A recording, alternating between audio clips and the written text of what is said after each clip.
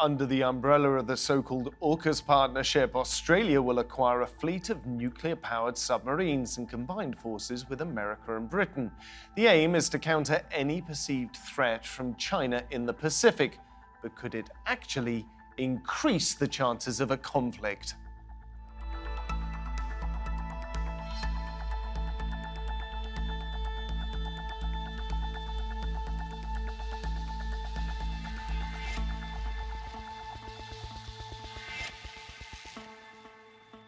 Welcome to Roundtable. I'm Philip Hampsheir. The nuclear submarine alliance between the US, Britain and Australia has been described by its members as an attempt to keep the world's oceans free. Critics, however, are strong in their condemnation. Former Australian Prime Minister Paul Keating labelled it the worst deal in history that shackles Canberra to the Americans. China, the target of the deal, called it an expensive mistake which could raise tensions. So, is AUKUS a good idea? And what are the possible consequences? So let's meet our guests today. In Belfast, we have Professor Klaus Larres, who is Distinguished Professor of History and International Affairs, University of North Carolina at Chapel Hill. Meanwhile, in Portsmouth, we have Peter Roberts, who's a Senior Associate Fellow at the Royal United Services Institute. And from Cambridge, we have Alice Politi, who is a Doctoral Research Fellow who focuses on Europe-China relations in the Xi Jinping era. Thank you very much, everyone, for joining me. Klaus, let me start with you. What is the significance of AUKUS? What does it mean for the world? Well, that is a big question, of course, but it is a significant arrangement. It is really a new alliance between the United States and its two closest allies, that is the UK and Australia. It is clearly meant to take on China, to confront China, to contain China in the South China Sea and beyond. It is directed against Chinese activities in island building and the militarization of these islands in the South China Sea. And of course, it is also an alliance with an eye on Taiwan and perhaps Chinese ambitions to take over Taiwan. So it is quite an important alliance. Whether it will fulfill its promise, as we were told by the leaders of all three countries recently, that remains to be seen. Peter, if I cross this to you, obviously, as Klaus has said, this seems to be aimed towards China. China certainly seems to be taking it that way. It's pretty annoyed this is going into effect.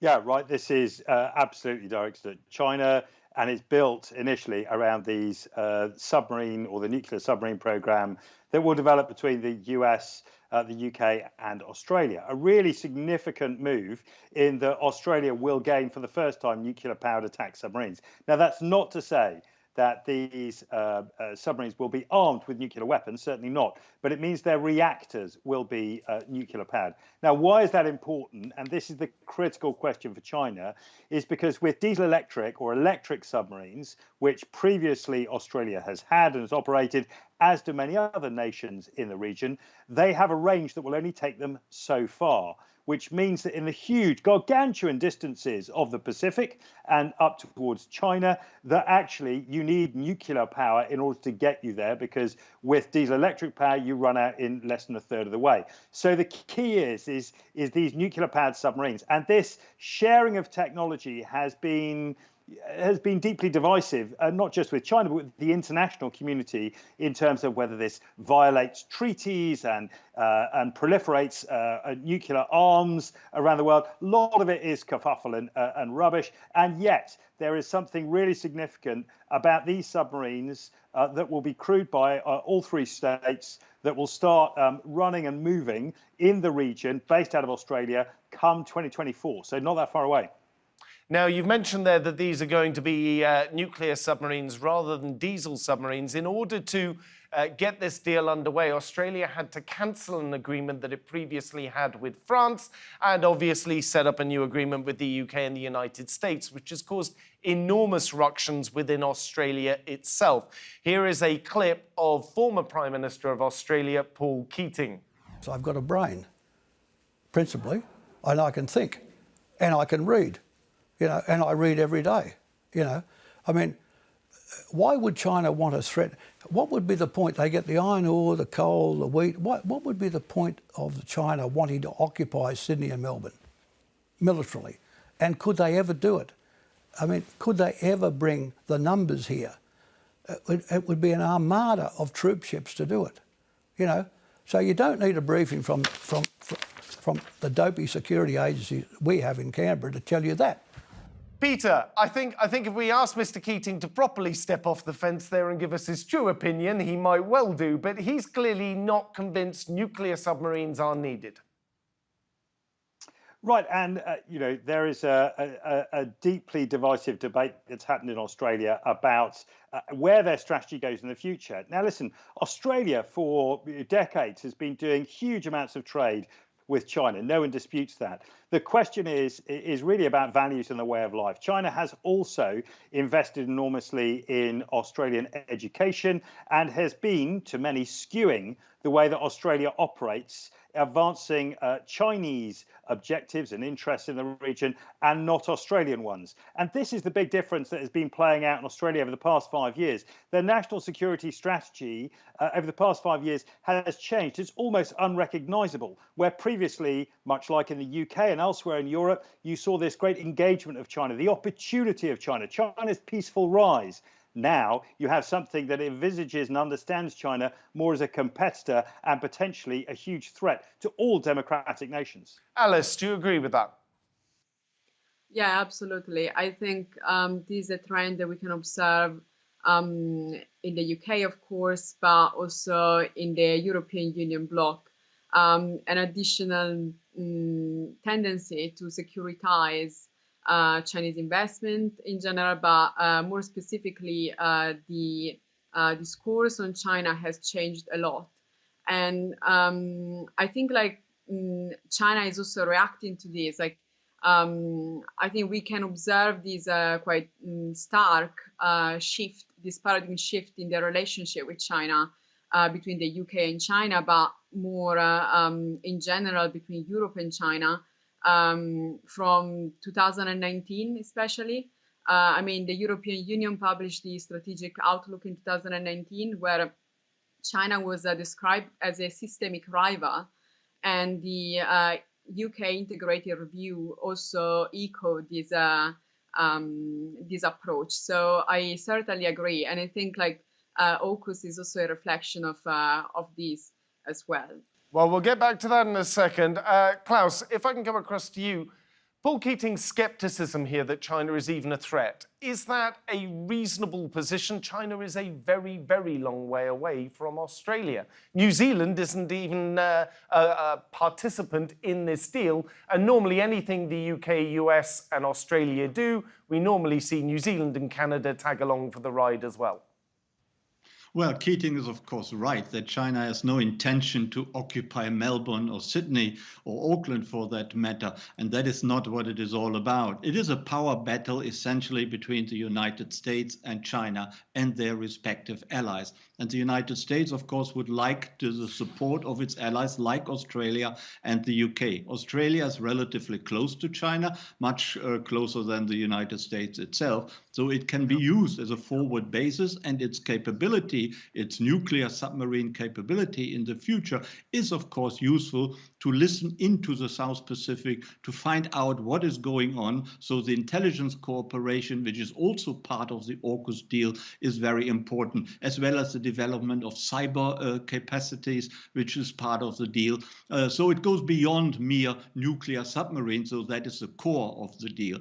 And the United States and China are competitors, are rivals, perhaps foes. It depends on your point of view. But not everyone is convinced of that. The Europeans, while moving gradually towards a more skeptical China position as well, still the Europeans are not as hawkish, to use that word, than the United States. They want to remain close allies of the United States, but they also want to have very close, particularly economic links with China. So there's a lot of wariness about AUKUS in Europe, not least because the French were, of course, pushed out of AUKUS. And the question has to be asked, why couldn't a role be found for the French? Maybe a marginal role, but some sort of role. And I think the answer is that the Americans really essentially do not trust the Europeans. if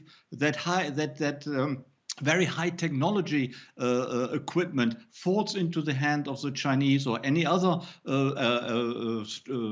power which is not friendly to the Western alliance, that would be a disaster. And they also don't trust the Europeans not to have too close links to the Chinese in any other way. So I think this explains why the French were not made part of the deal. In the future, I hear the EU is supposed to get involved, but not necessarily in the nuclear submarine issue, but in intelligence matters or in cyber development capacities. Whether that will really materialize, we will have to see. But at the moment, the United States is not convinced that most of the Europeans, including the big countries like Germany and France, have the right attitude towards China. Well, Peter, this was going to be my next question to you, but Klaus has sort of put me to the post there. Why are the French not involved in this deal? They were almost snubbed, if you were. Yeah, absolutely. They were completely snubbed. Now, the French build great submarines, but they build diesel-electric submarines for export, as do the Japanese, who are in the original competition for the Australian deal, as do a number of other states, including Germany in Europe. And yet, this key locking in for the United States of Australia into their close alliance, where they already have a very, very close intelligence relationship with them, is something that wasn't to be passed up. Now, it was a big step. There is no way that you normally pass out nuclear submarines to other nations, although people might recall deep in the distant history that Russia sold nuclear submarines to India, it sold nuclear submarines to China, and that there have also been nuclear submarines that have gone out and are being sold and now built in Brazil. So this is not unknown, but is a way of locking the Australians into the American way of thinking, as opposed to those of the French or the Germans or elsewhere. Because I think, as Klaus rightly pointed out, it's really a question of trust. And the Americans essentially don't really trust the Europeans, certainly as much as they trust the Australians. Alice, what do you make of this? The positioning of many European countries, which are part of the EU, is different from that of the US on China. Of course, I mean, the cornerstone of EU-China relations is economic ties. So, and sometimes it has been proved to be difficult to maintain cooperative economic relations whilst also acting towards China as a systemic rival on the ideological level. We have seen this with the Comprehensive Agreement of Investment, for example. So the European countries have an interest in maintaining slightly more cooperative relations with China. And I think like this positioning is quite different from that of the US, despite, I mean, the impressive amount of trade volume between the US and China. And I mean, I would say that for the UK... Sorry, Alice, can I just ask you here, in your opinion, do you think that China is a threat for Australia or is not a threat for Australia? Because there does seem to be this split within Australia itself as to how to view China. I mean, I wouldn't define China as a threat in general. I think the definition of China as a threat is quite monolithic and really downplays the complexity of China's behavior in its foreign policy. And certainly China is more assertive. And specifically in the case of Australia, I wouldn't say China is a threat, a direct threat for Australia. Certainly, China's position in the Indo-Pacific has changed over the years. As I said, like it's become more assertive. Let me cross to you, Peter. I think I've got a slightly harder line position on this. I mean, I would see, I understand completely how the Australians think about China as a very threat to their way of life.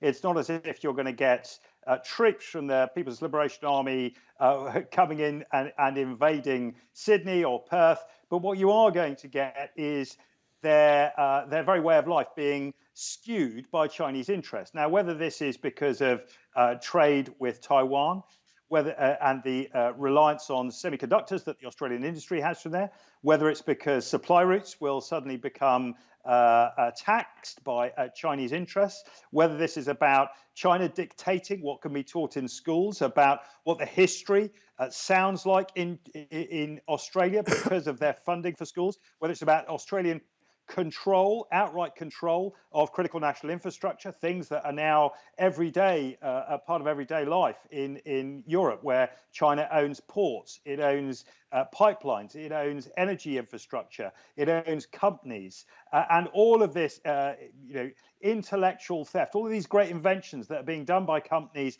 at home, whether in Germany or Australia or America, all that information is being ripped out, taken back to China, and then duplicated, and then the home employment back in those countries is being shut down. So this is a real battle. And actually, if we're not talking about it in terms of armed invasion, we're talking about it in terms of wealth, of education, way of life, and values, then I think China is easily perceived as a threat to any sort of democratic, liberal values, capitalist values that Australia has, or indeed the rest of Europe. Klaus, I'm going to cross to you now. We were hearing from Peter a few moments ago about the fact that he thinks nuclear submarines for Australia are a good idea because of the vast distances involved in the Pacific Ocean and in the Indian Ocean. But Australia doesn't have any experience with nuclear submarines prior to this. It did already have submarines on order from France. In the last few years, we've seen some very capable new diesel-electric submarines come online, whether it's Israeli Dolphin-class submarines or the Swedish Gotland-class submarines. The Swedish Gotland-class submarines famously sneaking up on various other fleets because they're so quiet. Is nuclear submarine the way to go? They can't even take a nuclear submarine into some of their friendly neighbouring ports because they're banned in New Zealand, for instance.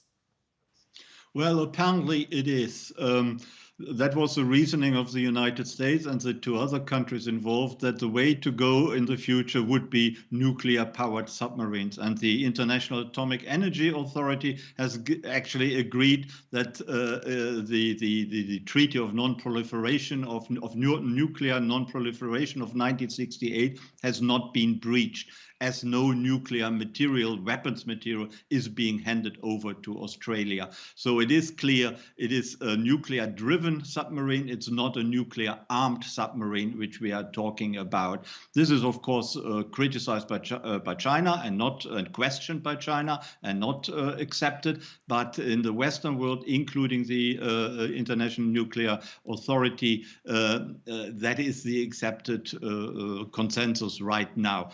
Whether diesel submarines are in the future capable of challenging the nuclear submarine class in their efficiency is difficult to say. And I'm not a technical expert who could answer that question. But in general, we know that nuclear-driven submarines are quieter. They can sneak up more easily than other submarines. They have a wider reach. They can, drive much or move much faster, and also much longer before they have to raise to the surface again. So on the whole, I believe that these three countries believed they were doing something regarding the future. That was a future-safe deal.